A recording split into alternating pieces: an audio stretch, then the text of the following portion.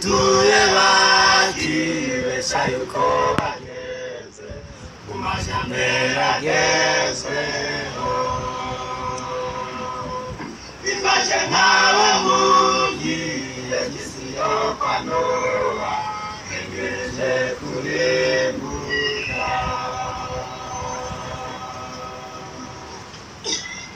ab'ijuru barareba isi y'urugo bagezemo n'icyorezo abahituye bakibesha yuko bageze ku majyambere agezweho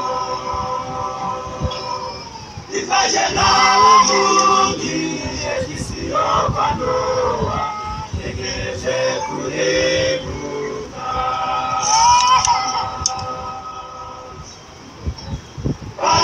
baragabaganywa kandi bakubaka amazu y'imiturirwa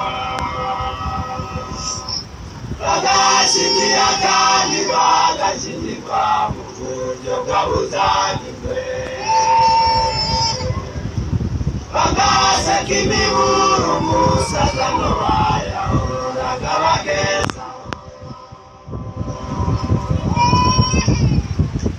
barajyaga bakanywa kandi bakubaka amazu y'imiturirwa bagashingira kandi bagashingirwa mu buryo bwabuzanijwe bagaseka imiburo umusaza n'abayahoraga bagezaho bajyaga basohoka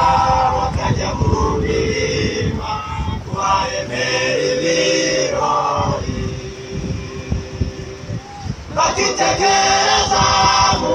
kirere cyo mu ijuru bakabona amahoro ahubwo bakabona isi y'abirushaho kugendera bagirana bajyaga basohoka bakajya mu mirima baremera ibirori bakitegereza mu kirere cyo mu ijuru bakabona amahoro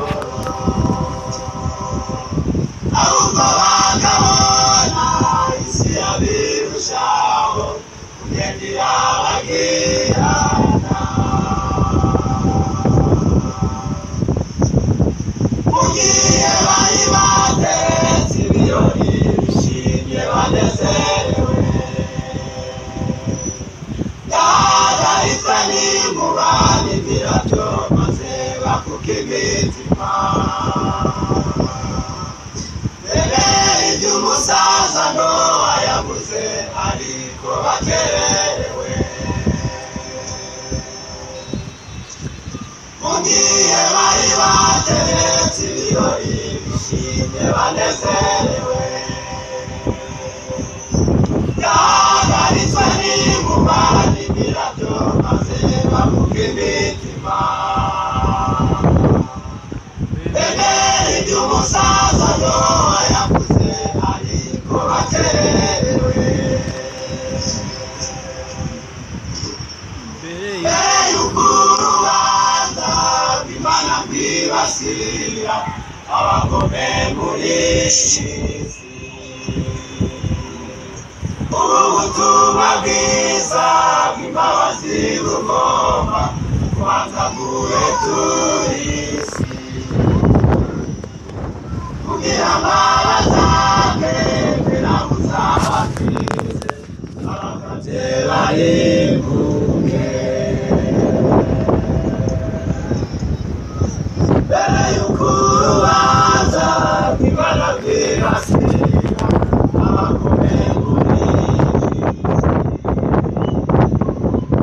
ubu butumwa bwiza bw'imbabazi bugomba kubanza guhetura isi